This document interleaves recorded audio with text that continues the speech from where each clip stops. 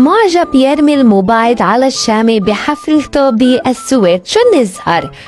الشامي كان مولعها بستوكهولم وكان بيتصور مع المعجبين، وإذ أحد المعجبين المتحمسين يفقد صوابه ويرمي الموبايل على المسرح.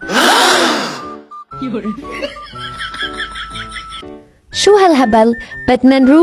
بدنا نروق يا فاروق، مش هيك كان راح راس الزلمة، مش معقول، ومن الحب ما انقتل. طبعا الحفلة كانت حلوة كتير والأجواء كانت بتجنن. الجمهور كان منسجم مع الشامي وهو بيغني باقة من أجمل أغانيه المحبوبة عند الكل. الحمد لله على سلامتك يا شامي، تنذكر وما تنعاد. الله يحميك من الموبايلات الطائرة.